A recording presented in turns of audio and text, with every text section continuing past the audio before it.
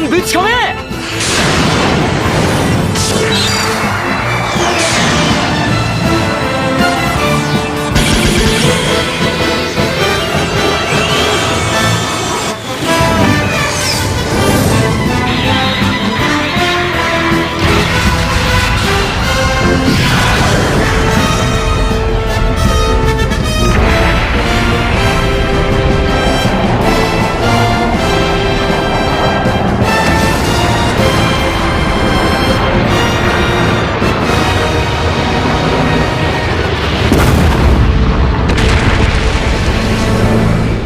Alright guys, here we are with our final reveal of the Star Blazers 3199 display. This came out really cool. I'm really happy with it. I did quite a few things that I had never done before on this, and it thrilled me. I really enjoyed this build, and I'm again very happy with it. So why don't we take a little closer look at it and talk about what we have here. Now, the first thing we're going to take a look at are the fighters. They came out really cool. If you've been following this entire build, you saw what I went through to build these things up. And let me tell you something, Bandai is amazing with how they get things done. I mean, these tiny little models are packed with so much detail. You can see all the panel lining. Everything just came out looking great. So we're going to be taking a closer look at these in a second. Before we take a look at the fighters, I wanted to show you exactly how this display is going to present itself at the show. I went ahead and scratch build the entire base. And then I added decals, which are from a third-party company that makes decals for Gundam models. And when I saw these decals, which I picked up at the Gundam Planet, they have an entire they have several volumes of binders which just contain sheets and sheets of decals for all sorts of different Gundam models. And I saw them and I thought, wow, you know what? These things would look great on this base for what I'm trying to go for. And so here you go. You can see all sorts of little markings, different colored markings all over it.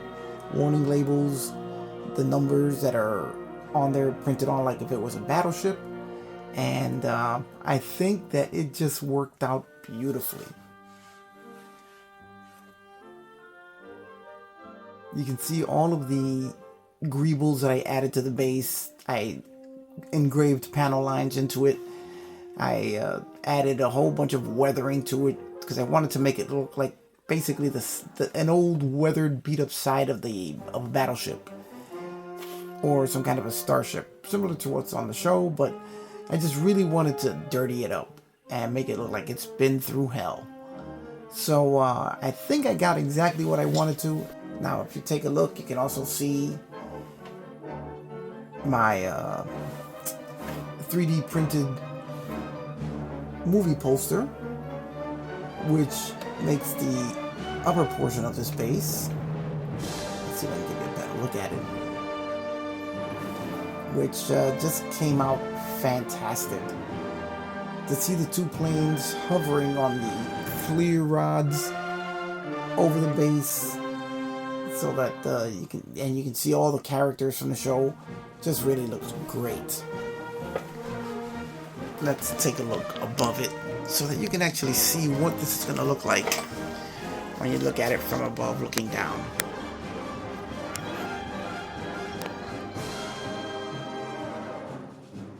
Then the movie poster just kind of comes alive when you look at it the way it's intended to be looked at. Why don't we take it off of the rotating base?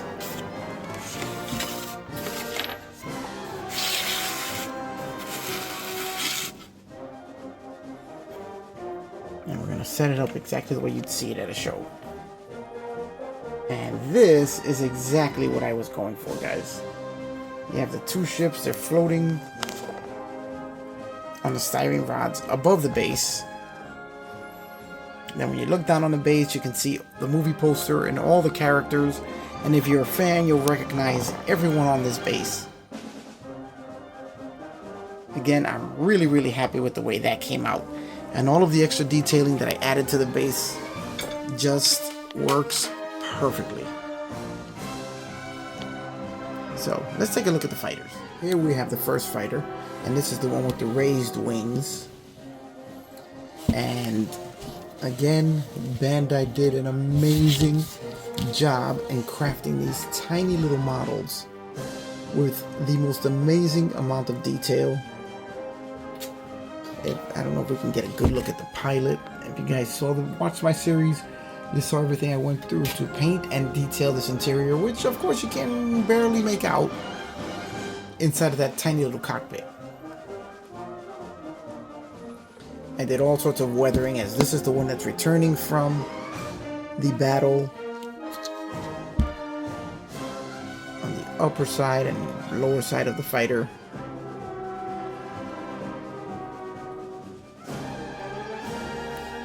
So really came out nice. I'm very happy with it.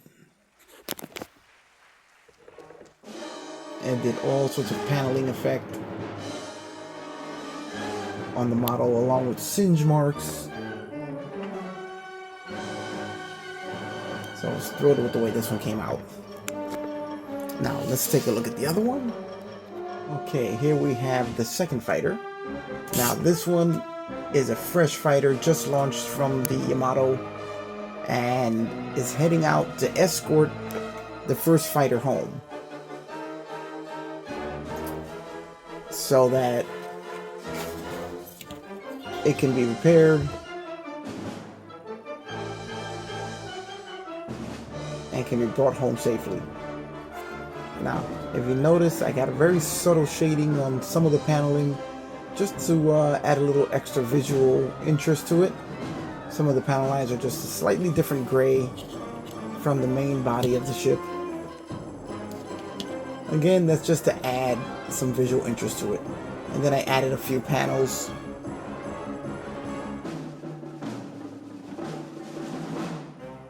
so that we don't just have a solid gray. Now, you can't really see it too well here with all the bright lights on it.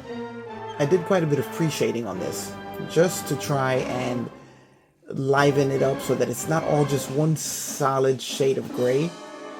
And I'm really happy with the way it came out, or mostly happy. I could have done a little more contrast between the lights and darks to so that they show up a little bit more. But it's on camera there, it's quite a bit muted and it looks like more of a one solid gray. But if you see it up close, you can see that there are quite a bit of different tones in the body of the ship. But I'm very happy with the way this one came out. And one of the interesting aspects of this model is that these fighters, though they look somewhat similar, are very different. As by changing two parts, Bandai has managed to create two completely different fighters. As you can see here, one has upswept wings and the other one lower swept wings. One has the cockpit sitting further back on the main fuselage than the other. And they did this by just changing two parts, I think it was 2 or 3 parts, I don't remember exactly, on the model to create these two different versions. So in this tiny little kit, you get all the parts to build 2 fighters, one of each style. Or you can build them both the same, whichever you want to do. As there are enough parts to build one of each or 2 the same, of whichever style you choose. But I really like this kit. It was a really nice build. So that's it, guys. That's it for this build.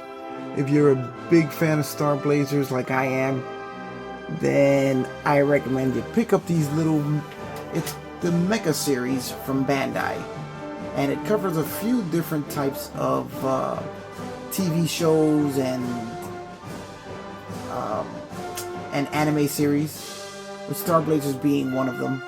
And they're all tiny little small scale kits, but they are packed with so much detail that, I mean, it's just amazing what Bandai can do. I built the Ultraman vehicle, the Ultra Guard Pointer they call it, in my small scale group build back in February, and again, the detail is amazing. So if you guys are looking to do something really cool, a little bit different, I recommend this. Jump right into it. And as I'm a huge fan of Star Blazers, as it's the animated series that started my lifelong love of Japanese anime. I mean, it's the one show that when I was a kid, I would get up at 6 o'clock in the morning just to watch the latest episode because the story was amazing. It was a series that did not treat you like a child. There were true consequences to actions.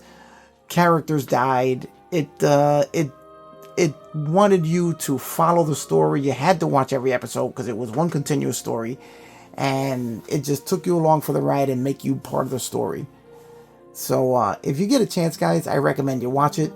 It's a fantastic series, and that's pretty much all I have to say about it. There have been tons of movies. This one is, the fighters here are based off the Star Blazers 3199, which is a sort of a continuation of the story. I recommend that you guys watch them, because if you like Japanese anime, you're gonna love this stuff, and you're gonna love these models. So that's it, guys. That's all I've got to say about these two. They're done. It's a wrap, and they're headed off to the IPMS Mosquito Con for display. So that's it, and I will see you guys on the next build.